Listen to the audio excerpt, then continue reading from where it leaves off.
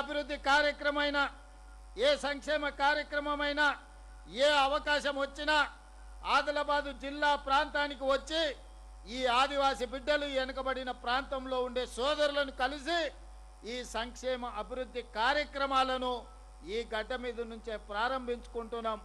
ఈనాడు ఎన్ని కార్యక్రమాలు తీసుకున్నా దాదాపుగా 60-70 సంవత్సరాల నిర్లక్ష్యం ఆదిలాబాద్కు జరిగిన అన్యాయాన్ని తీర్చాలంటే అంత ఆశామాసిగా అంత తొందరగా మీ సమస్యలు పరిష్కారం కావు అని నాకు తెలుసు. కానీ ఈ రాష్ట్ర ముఖ్యమంత్రిగా మీ సోదరుడిగా మీ అభిమాన నాయకుడిగా ఈనాడు ఈ ఆదిలాబాదు ప్రాంతాన్ని అభివృద్ధి చెందిన ప్రాంతంగా ముందుకు నడిపించాలి అంటే ముక్కవోని దీక్షతో నిరంతరం మీ సమస్యల్ని తెలుసుకుంటూ వాటిని పరిష్కరించుకుంటూ మిమ్మల్ని తోడుగా తీసుకొని నడవడమే నా లక్ష్యంగా ఈనాడు ఈ ప్రయత్నం చేస్తున్న మిత్రులారా ఈనాడు ఈ ఆదివాసీ బిడ్డలు మనులు అడగలేదు, మాణిక్యాలు అడగలేదు, వజ్రాలు వైదూర్యాలు అడగలేదు. ఆత్మ గౌరవంతో బ్రతకడానికి తలెత్తుకొని ఇది మా గూడెం, ఈ గూడెంలో మాకొక సొంత ఇల్లుంది, ఈ సొంత ఇంట్లో అకాల వర్షాలు వచ్చినా వడగళ్ళ వానలు వచ్చినా మేము రాత్రి మా పిల్లలతోటి మేము ధైర్యంగా నిద్రపోయే ఇల్లు కావాలి, ఇందిరమ్మ ఇల్లే మా ఆత్మగౌరవం అని అడిగాను.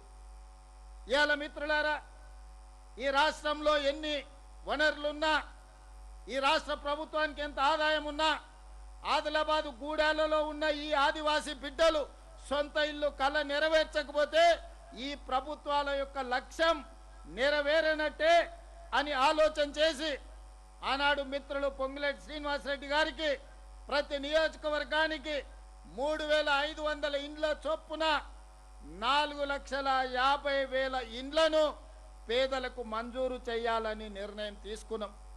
అదేవిధంగా నాగోబా జాతర కోసం గూడాల నుంచి పటేన్లు వచ్చారు నా దగ్గరికి.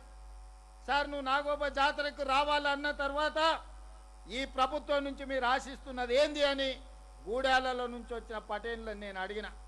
అంటే వాళ్ళు చెప్పిండ్రు, అయ్యా మేము అడవుల్లో ఉన్నాం, మాకు ఇండ్లు లేవు, కవేల కప్పుతోనో లేకపోతే ఆకులతోనో ఇల్లు కప్పుకొని ఉంటున్నాం, మా గూడాలల్లా మా పేదలకు పక్కా ఇండ్లు ఇవ్వండి అని పటేన్లు నా దృష్టికి తీసుకొచ్చారు.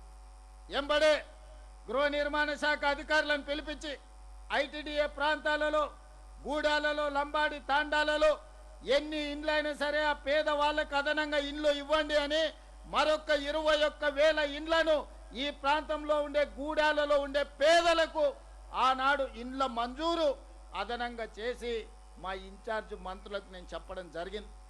ఇవాళ కొలం నేను పోయినప్పుడు అక్కడ ఆ గ్రామ పంచాయతీలో కొలం జాతికి సంబంధించిన ఈ ఆదివాసీలను ఈరోజు మాట్లాడితే ఇంకా కొంతమంది మాకింకా ఇండ్లు పూర్తి స్థాయిలో రాలేదు అని చెప్పింది.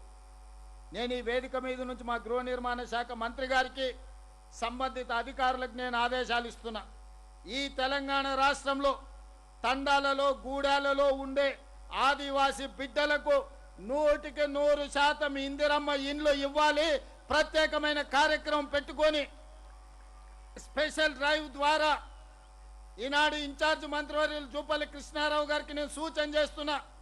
ఈ ఆదిలాబాదు మొత్తం ఉమ్మడి జిల్లాలో 10 శాసనసభ నియోజకవర్గాలకు సంబంధించిన యువ శాసనసభ్యులు ఉన్నారు. వాళ్ళు ఏ పార్టీ అయినా పర్వాలేదు, పార్టీలు చూడకండి, వాళ్ళ లేకపోతే వాళ్ళు ఎవరితో ఉంటున్నారో చూడకండి. నా సూచన ఒక్కటే, ఇక్కడున్న వేదిక మీద ఉన్న ఇతర పార్టీల శాసనసభ్యులకు కూడా నా సూచన ఒక్కటే, మీ నియోజకవర్గాలలో ఏ గూడెంలో కూడా పేదోడు గుడిసెల ఉండొద్దు. గుడిసెల లేని ఆదిలాబాదు జిల్లాను నేను చూడదలుచుకున్నా. పార్టీలకు అతీతంగా నేను శాసనసభ్యులకు సూచన చేస్తున్నా.